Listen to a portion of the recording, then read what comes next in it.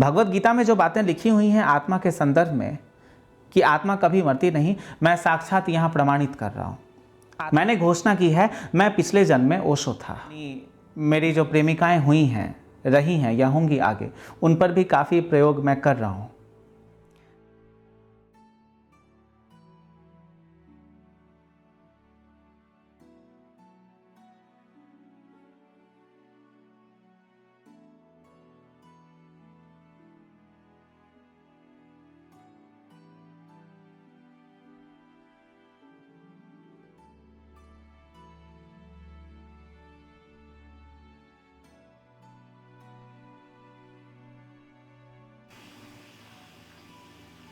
नमस्कार मित्रों, मेरा नाम राम अवस्थी है। मैं उत्तर प्रदेश से आता हूँ।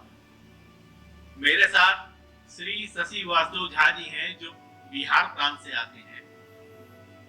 श्री शशि वासुदेव झा जी के एक विचारक हैं और इनके करीब 80 से 100 वीडियो आप YouTube पर हैं जिनको आप देख सकते हैं। मैं काफी दिनों से इनके वीडियो को देख रहा था और इनको फॉलो कर रहा था। आज इन्होंने हमें साक्षात्कार का एक अवसर दिया है और इसके लिए मैं इनको धन्यवाद देता हूँ। शशि, बहुत बहुत स्वागत है आपका। बहुत बहुत स्वागत है आपका राम अवस्थी जी। मैं अपने चैनल भगवान शशि वासुदेव पे आज राम अवस्थी जी का स्वागत करता हूँ। राम अवस्थी जी, हमारे दर्शक आपको पहले से जानते नहीं हैं, तो अच्छा होगा आप पहले अपना परिचय दें, वहाँ से शुरुआत करें, बेहतर होगा।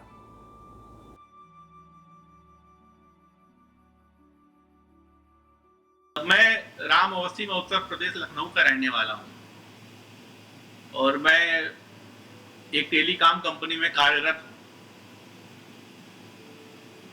और मेरा परिचय सिर्फ इतना ही है कि मैं जिज्ञासु हूँ और अपनी कुछ जिज्ञासाओं के साथ आज आपके समक्ष उपस्थित हूँ। और अगर आप मेरी जिज्ञासाएं अगर और लोगों की जिज्ञासाओं से मेल खाती हैं तो आप ये मान के चले मैं उन सभी का प्रतिनिधित्व यहाँ पर साक्षात्कार में करूंगा। सिर्फ मेरा इतना ही संक्षिप्त परिचय।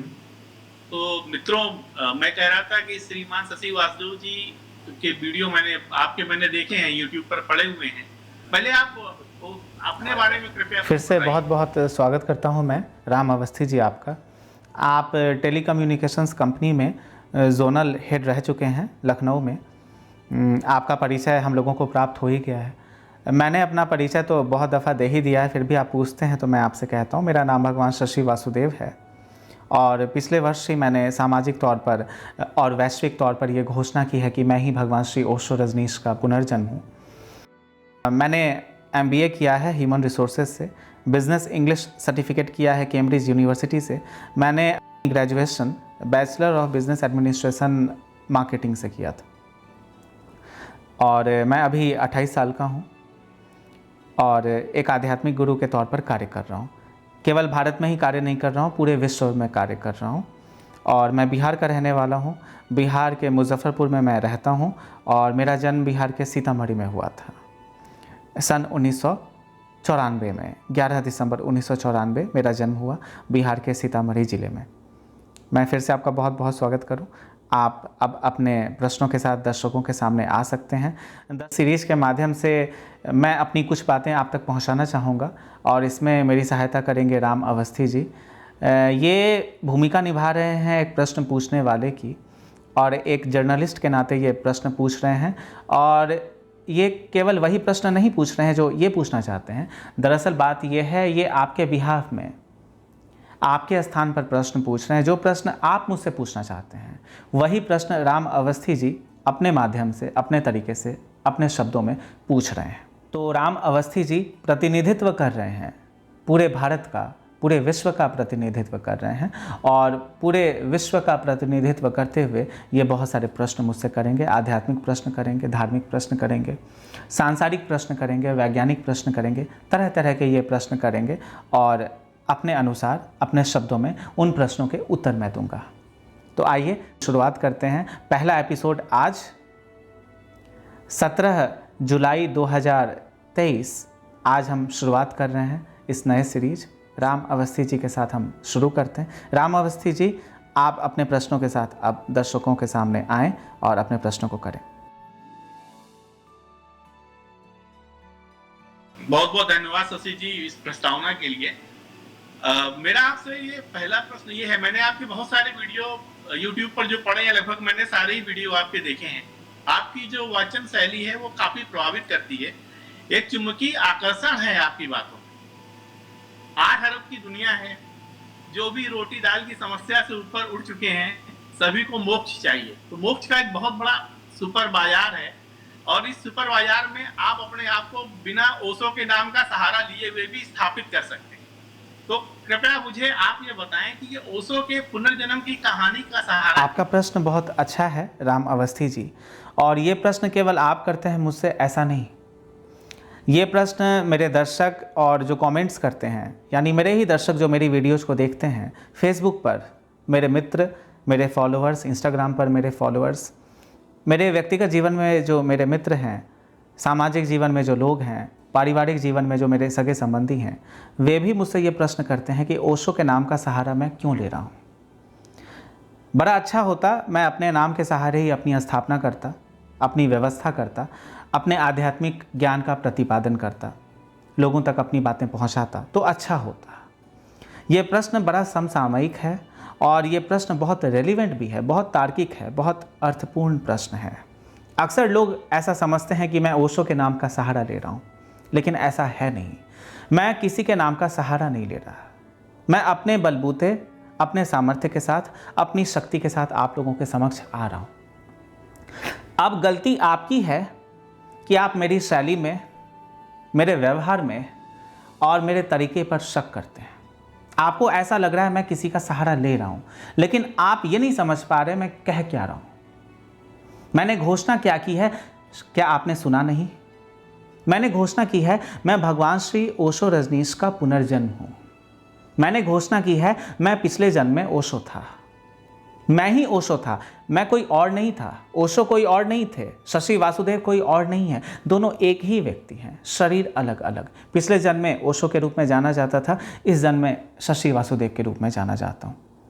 पिछली बार कोई और शरीर था, इस बार कोई और शरीर है।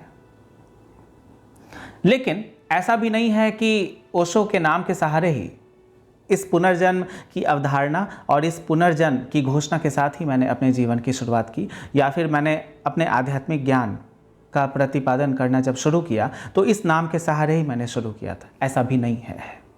बात दरअसल ऐसी है, मैं पिछले 10-12 वर्षों से कार्य कर रहा हूँ, आध्यात्मिक क्षेत्र में ही कार्य कर रहा हूँ। मैं बहुत छोटा ही था, उसी समय मैंने प्रारंभ कर दिया था अपना कार्य। लोगों से बातचीत करता था, लोगों के प्रश्न लेता था, उन्हें समझने की कोशिश करता था, उन्हें देखता था, उनकी जीवन शैली को परखने की कोशिश करता था, उनके पास जाता था, उनसे मित्रता करता था, उनके जीवन पर अध्ययन करता था।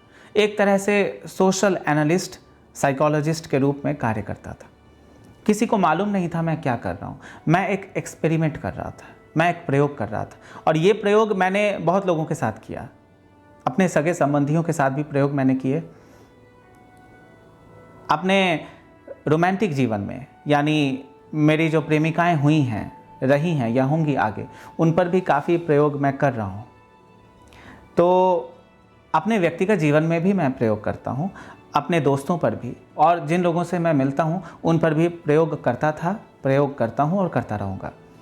लेकिन सर्वप्रथम मैंने अपने नाम से ही शुरुआत की, शशि वासुदेव झा। उस समय मुझे भगवान नहीं बोला जाता था। तो जब मैंने कार्य की शुरुआत की, उस समय मैं ओशो हूँ या ओशो का पुनर्जन्म हूँ, इस बात के बारे में किसी को कुछ भी मालूम नहीं था। लेकिन धीरे धीरे जब मैंने लोगों से बात करनी शुरू की, लोगों को समझना मैंने शुरू किया, अपनी बातों को मैंने रखना शुरू किया, मैंने जीवन के बारे में बोला, आध्यात्म के बारे में बोला, ईश्वर के बारे में बोला, मैं काफ़ी कुछ करता था। अब क्लासेज में पढ़ता ही था तो लोगों से बातचीत करता था, अपने मित्रों से बातचीत करता था, लड़कों से, लड़कियों से, हर किसी से बातचीत करता था, शिक्षकों से, शिक्षिकाओं से बातचीत करता था। लेकिन धीरे धीरे मेरी बोलचाल में, मेरे शब्दों में, मेरी भाषा की शैली में लोगों को ओशो से मिलती जुलती चीज़ें लगीं। उन्होंने मुझसे कई बार पूछा कि क्या आपने ओशो को पढ़ा है। मैंने यही उत्तर हमेशा दिया कि मैं तो ओशो को जानता तक नहीं। मैंने पढ़ा हो इसकी कोई संभावना तो हो नहीं सकती। तो मैंने ना तो ओशो को पढ़ा था और न ही मैं ओशो को उस समय जानता था। स्मृतियाँ वापस तो बाद में आईं। मेरी यादाश्त, पिछले जन्म की जो यादाश्त है, वो बात तो बहुत बाद में हुई, 2017 में ये सारी बातें हुई, उससे पहले तो ऐसा कुछ भी नहीं हुआ था।